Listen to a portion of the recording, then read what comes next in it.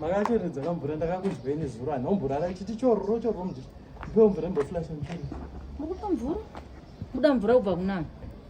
Muda mvura munhu anoda kuti ndipewo mvura yamakachera imboflasha muteredzi. Mukuda mvura kubva kwandiri? Kuflasha pai? Muteleti kamanda. Amai Rudo, mvura paya yakadzoka kumapasti 10. Ndakamuka inini kusiya gumbezi rangu rikudziya. Kuti ndichararadze mvura yamuri kuda. Asi mimi mamurumba menyu makapodora makadzirara. Siya zvenyaya suda nemvura yangu.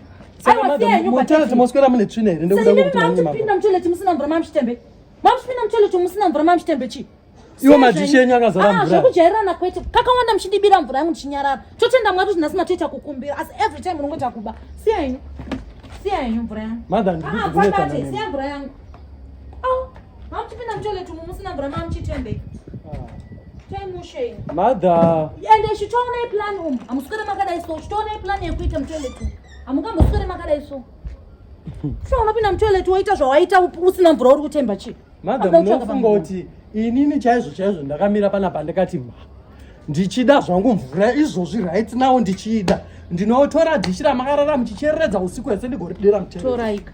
Inini lichikura vanhu vaitondiziva kuti kana dzahondo namai Rudo hapana indimisi. Saka munofunga ndokutyai. Ndaidrowa kwakunotangira araindi kusvika kwarinorera. Handati torai. Saka muri kutaurira. Saka musandijairiri. Izvozvi ndinoswera ndakudisciplinai.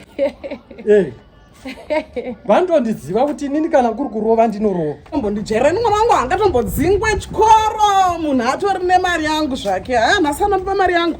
Iwe amai Rudo, zvada zvakanaka ndakuwana uripo ndipe mari yangu wazvinzwa. It's high time kuti ndipe mari yangu urikuzvinzwa. Ini mwana wangu angadzingwe chikoro iwe une mari yangu. Ende hausitomboda kuti undipe mari yangu zviri nehunyoro mukati. Uda kutotanga watoti ndite zvehondo newe. Nhasi unotipa mari yangu. Nai madha. Musati bvunza. Madha. Ndambomunyima mari yake. Chakapanga mari yangu. Angosvika ari chikopo-kopo. Ndozvaunotoita mazese oda kuzondudza makuho usingandipe mari yangu apa. Akakukwereta mari yenyu. Nhasi mari yangu.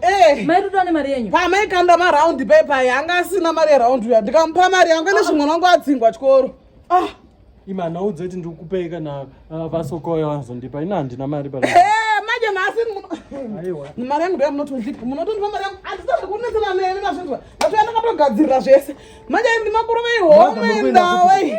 Madha. Hatisi mukunzwa zvana chimbokudzai pasina kana chinguva. Uyu ndo muenzo macho. Madha kana zvangu zvasvika garai mabati. Uye mubate madha.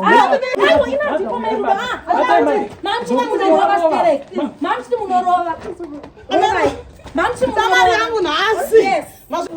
Musangopfeka zvimagirazi zvene.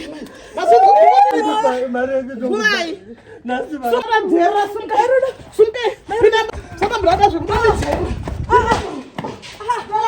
Amai Rudo zvamuchiti munorova nhaye Mai Rudo. Amai Rudo.